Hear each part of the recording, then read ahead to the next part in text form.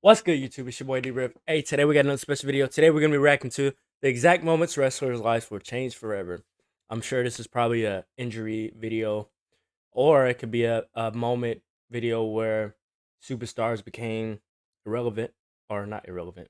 Superstars became relevant within the WWE.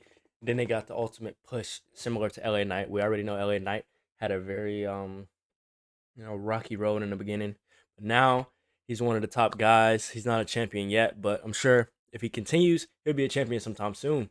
So, what championship do y'all see him carrying very soon? I think he might end up carrying.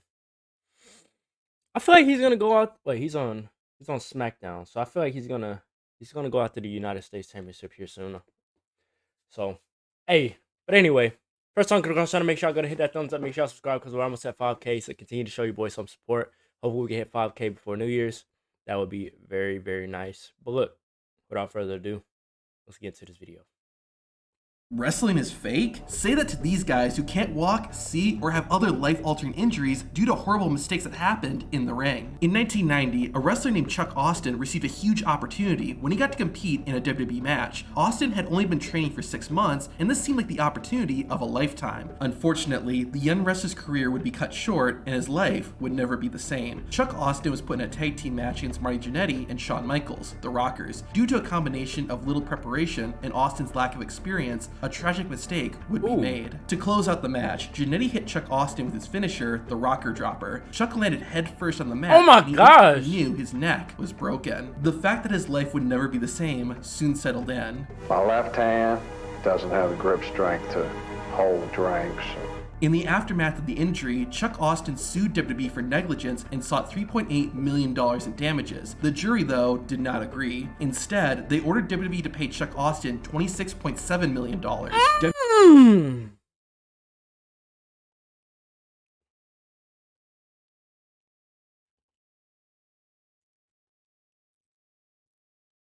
He asked for 3 mil. They said, no. We got you.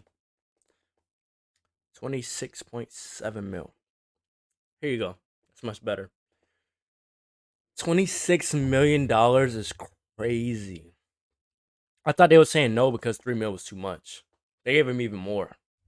WWE did appeal the ruling, and ultimately, the matter was settled out of court, with WWE paying Austin $10 million. While the finances weren't good, the reality was that Chuck Austin's life was completely different. Over 20 years after the incident, Chuck Austin was completely confined to a wheelchair and lived in constant pain. And right now, I spend 80% of my time in the bed. And that's with medication? And that's with the medication. The only thing that allowed him to bear it was painkillers. Chuck Austin did not seek revenge on his opponent, but this next wrestler did.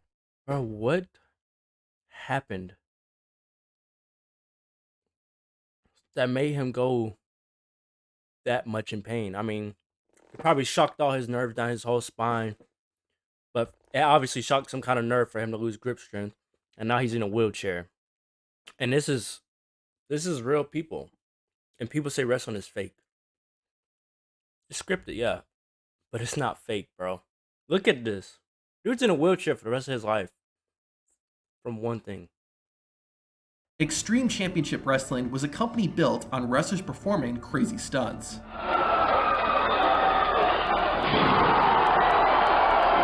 While many wrestlers got hurt and even injured, most did make it out without seriously altering their lives, but not everyone. During the Living Dangerously pay-per-view in 2000, one of the scheduled matches was between Vic Grimes and New Jack. The ending of their fight saw the two battling on top of some nearby scaffolding. The plan was for the two to fall off the structure and go crashing through 2 tables. However, once it came time for the moment, Vic Grimes got cold feet, and rightfully so. This resulted in New Jack pulling Grimes down, which caused Vic to land on Jack's head. Oh my god!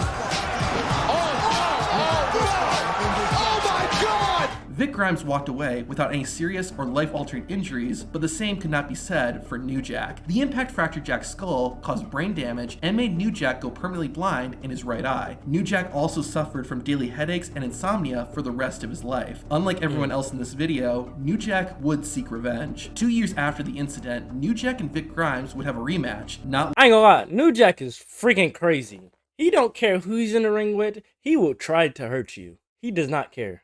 You got to find that out here in a minute.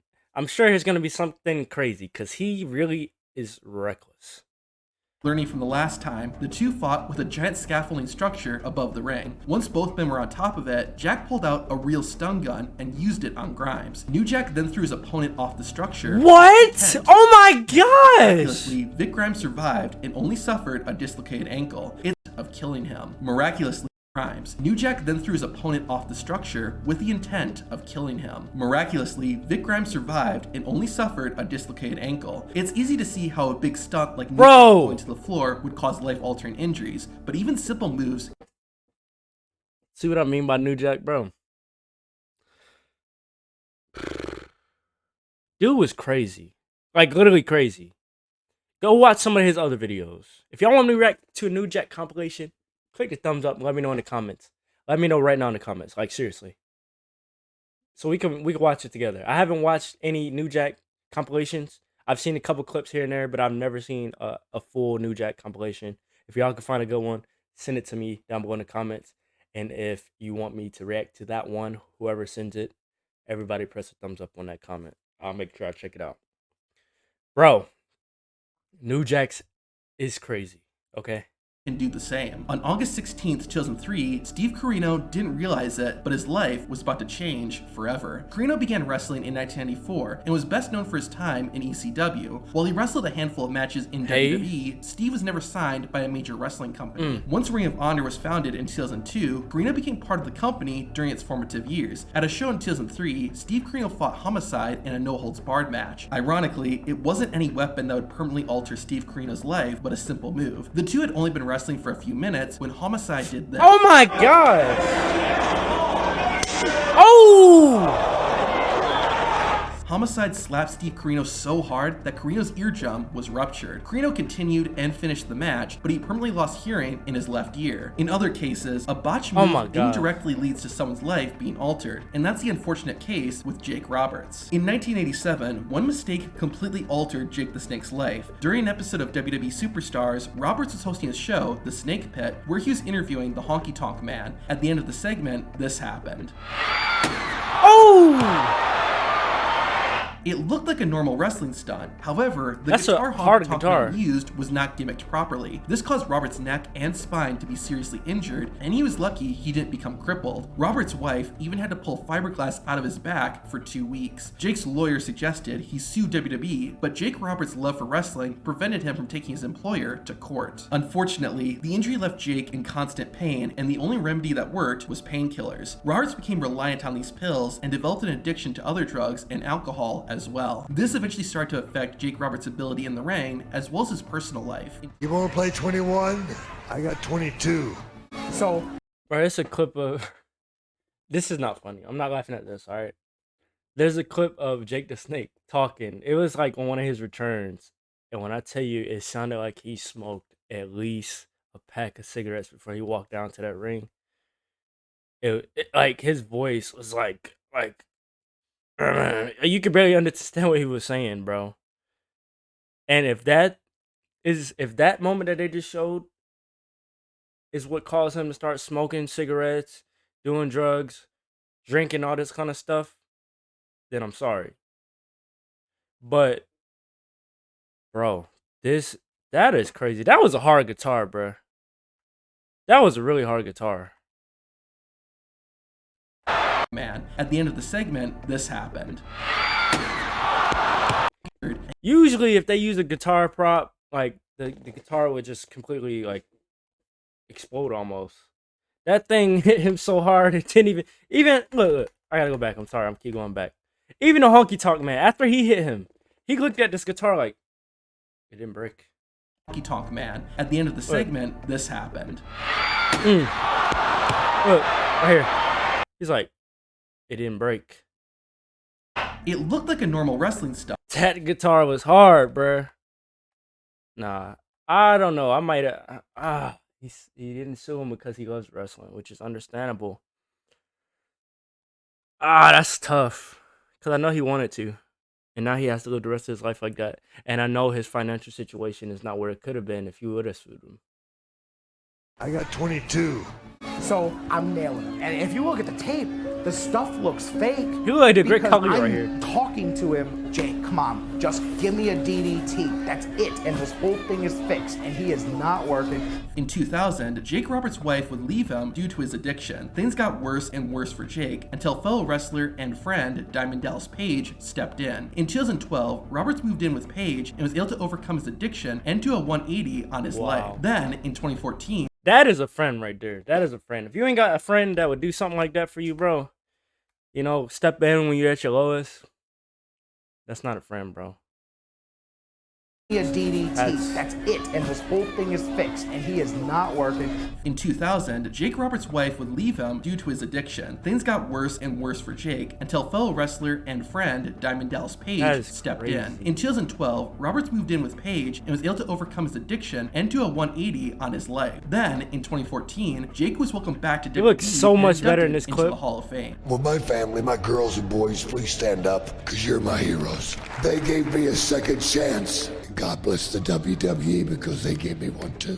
While Jake Roberts' story has a happy ending, this next wrestler does not. Imagine losing a job with WWE simply because of what someone else did. That's the reality for Devon Nicholson. Born in Ottawa, Canada, Who is Nicholson that? became a wrestling fan at a young age and knew he wanted to make it his career and eventually wrestle for WWE. Devon was so passionate about becoming That was the weakest chair shot I've ever seen in my life. and knew he wanted to make it his career and eventually wrestle for WWE. Devon was so passionate about becoming a professional wrestler that he turned down scholarships to pursue his dream. He trained with the legendary Hart family and competed in his first match in 2001. Ooh. Devon Nicholson eventually got the name Hannibal and performed all over the world. While Devon was living his dream, his goal was still to get signed by WWE. However, that would be taken from him. During a match in 2007, Nicholson fought wrestling legend Abdullah the Butcher. As was the norm for Abdullah, the match is bloody and violent. At one point, Abdullah cut himself and used the same razor blade cut Devon. Nicholson didn't realize it at the time, but that one incident resulted in his life being completely altered. After spending close to 10 years as an independent wrestler, WWE finally came calling and offered Devon Nicholson a contract. I called my dad, and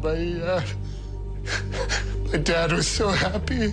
It's like, finally, like, I may have been a disappointment, but at that moment I wasn't. It had all been for, like, it was all worth it. I wasn't an idiot for turning down the scholarships. I didn't waste my time doing this stuff, and it all paid off. Unfortunately, the good news was only temporary, and Nicholson was slammed with a shocking discovery that altered his life. WWE rescinded the contract due to them learning that Devon had hepatitis C. Nicholson Oh my gosh.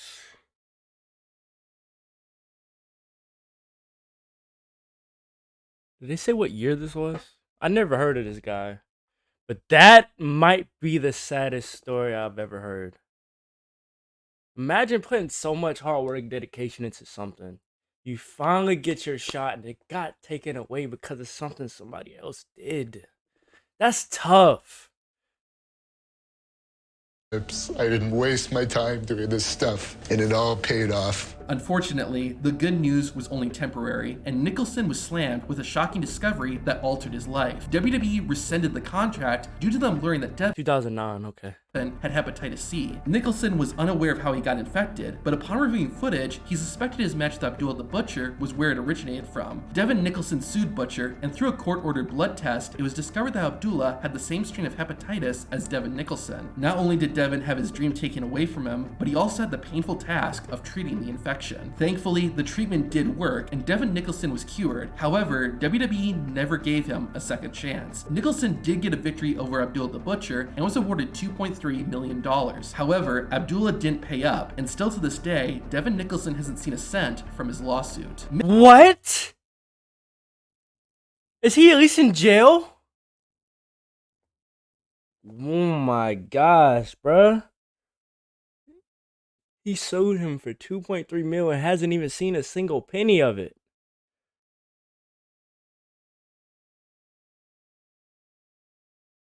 Wow, bro. That is crazy. Like, is dude at least locked up for doing that? Because he gave the dude a freaking infection or disease or whatever you want to call it. Then he didn't even pay the man from a court order. Is he at least in jail? Because this is ridiculous. Like, this is making me mad. Mick Foley is universally known as the nicest and friendliest person in wrestling, which is why it's so sad to hear what happened to him. Whether he was Cactus Jack, Mankind, or just plain old Mick Foley, the hardcore legend was always willing to put his body on the line to entertain fans. Can that hold? They're gonna. While Foley sustained a number of injuries that he still feels the effects of to this day, one accident literally took a piece of him. In 1994, Foley was wrestling a match in Germany against his rival, Vader. Foley planned on doing a spot where his head would get caught in the ropes. Mick had done this stunt many times before and knew how to perform it safely. However, the ring ropes were tighter than usual, causing Foley to get stuck, and he started to suffocate. Thanks to the referee's quick reaction, Foley was able to escape with his life. However, his ear had been cut. Despite the injury, Mick Foley got back into the ring and continued the match. Then, a blow by Vader caused Mick's ear to completely detach from his head and fall to the mat. Once the match is over, Foley was taken to the hospital and treated for his injury. However, the damage was permanent, and to this day, Mick Foley's right ear is deformed. Several wrestlers have had their entire careers ruined due to one mistake. To find out what they did, watch this video. If y'all got any other videos you want me to react to in particular, let me know down below in the comments. I really appreciate y'all a lot. Let's get this 5K, man. Like this video. Subscribe if you're new. It's your boy D-Rip, man. Wait. I'm going to start off by saying happy Thanksgiving. Even though Thanksgiving was yesterday. But happy Thanksgiving. Let me know what y'all ate for Thanksgiving. Let me know. Rate your Thanksgiving meal from 1 to 10. Alright? 1 to 10. Rate it from 1 to 10. I'd say mine was about I'd say 7.5. I'm going to say 7.5 only because I didn't have no banana pudding. And because I was missing, what was I missing? I had 2 big plates, so it really don't matter because I ate it anyway. But I say I was probably missing, we didn't have no dessert. We didn't have no dessert. So I'll say that's why that's why I'm gonna rate it a 7. We ain't had no dessert, all right? Banana pudding would have made it a 10.